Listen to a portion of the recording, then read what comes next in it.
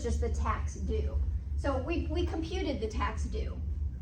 We're just gonna, our total income minus our deductions to get to our taxable income, and then we'll compute what the tax liability is based on that taxable income. So we're talking about line 15, the very last line on the front of the 1040 is our taxable income. We're gonna use that and our filing status to determine what our tax liability is, and then we're gonna offset that tax liability by any prepayments that we've made, any amounts that have been withheld from our paycheck throughout the year, which are gonna show up on our W-2 form. So let me just see if there's anything in here. We already talked about the fact that the tax tables stop at $100,000. So if the taxable income, if that amount on the bottom line of the first page of the 1040 is over $100,000, you're gonna have to use the schedules. You're gonna have to do the calculation. You've probably already discovered the tax software does that calculation for you, which is awfully nice, isn't it? You don't have to do it, but you have to learn how to do it and what goes into it. So what you want to do is read the questions carefully. I'm guilty of this. If it's telling you specifically to use the tables or specifically to use the schedules, then that's what you're going to want to use. If it's not telling you, then if it's over 100,000, you're going to use the schedule. If it's under 100,000, you're going to use the tables. Okay. Child tax credit, we're going to go through this in chapter 9. Child tax credit, a credit is a direct reduction of tax. A deduction is a reduction of taxable income. A credit is a reduction of tax. Those credits are always going to show up on the second page of the 1040. Deductions always show up on the first page of the 1040. Okay. Tax liability, we've seen this where that shows up on line 24. Payments, you should already know where that goes, so that's amounts that have been withheld, or if they're estimated payments, it's going to show up somewhere on one of these, between these lines, 25 and 32. The income tax withholding, so these are amounts that have been withheld from W-2s. Line 25A, so they give you like 4 different lines here for different types of withholding. There's like withholding from W-2s, withholding from 1099s, and mostly if it's a 1099, it's probably going to be like a retirement income that's had withholding, which is a, why can't I think of this off the top of my head? 1099R. I couldn't think of that. But right now, for our purposes, you're really just concerned with line 25A with that W-2 withholding. I think you may have some problems later on where it's other types of withholding as well, but we'll become familiar with where to put those down. Let's see, what else do I want to say? Estimated tax payments. Okay, so on line 26, you would enter in any estimated tax payments that have been paid throughout the year. Estimated payments are made by self-employed individuals. Also, they're oftentimes made by retirees who don't have withholding from their income. So estimated payments made 4 times a year. They're not necessarily on a quarterly basis, even though we refer to them as quarterly payments.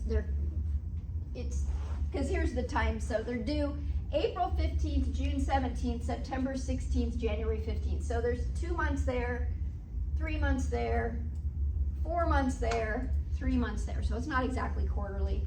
But individuals who owe estimated payments, this is one thing that tax preparers will do a lot, is to calculate making estimates of what those estimated payments should be. Okay, so it's kind of forward thinking.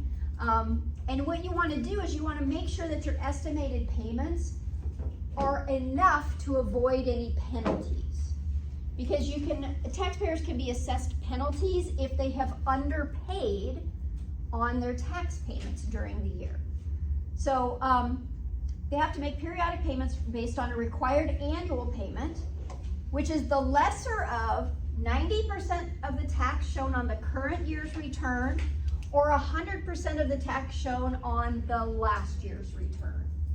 So this kind of takes into account any surprise income that you may have received during the year. That happens sometimes, especially year-end bonuses or something you didn't expect that you were gonna get that money, so you didn't pay in enough. So payments are equal to 25% of the required annual payment. So if you're supposed to make $10,000 of in an annual payment for estimated payments, you divide that into 4 and make 4 $2,500 payments throughout the year. So if in the prior year your AGI was over 150,000, there's that AGI again. If your AGI was over $150,000, those percentages change. Instead of 90% of the current year, you have to have paid in 100% of the current year. Instead of 100% of last year's, you have to have paid in 110% of last year's. So again, that's to avoid penalties for underpayment. So here's a kind of handy little chart for you, flow chart, as to whether or not you need to make estimated payments. I said I spent a lot of time trying to calculate estimated payments for people. And it was always kind of nerve-wracking because you're making guesses on what's going to happen in the future, and sometimes, you know, your clients come back, like during tax season, you're like, oh, was I right? Was I close? Are they going to owe a bunch of money? You're always so nervous.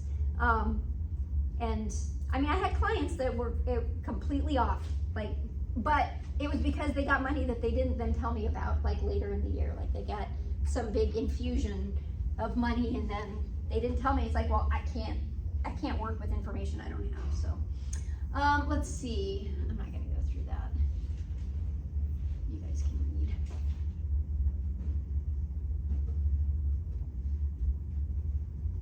Oh, earned income tax credit. Again, we're going to go through that really in detail on in chapter 9, I think it is. This goes through talking about the FICA threshold. So that's up to, I know most of you took payroll accounting last year when I think it was like 160 something. The Social Security wage base now is 168,600. I'm sorry, that's in 2024. This year it's higher, it's 170 something. I don't know. I don't know because I'm nowhere near it. But that changes, of course, every year. Let's see. I already talked about the extension, I think, earlier. Refund, we already talked about, you know, where the refund goes, and you enter online, 35A and 35B, your refund. The amount on 35B is the amount you actually want refunded.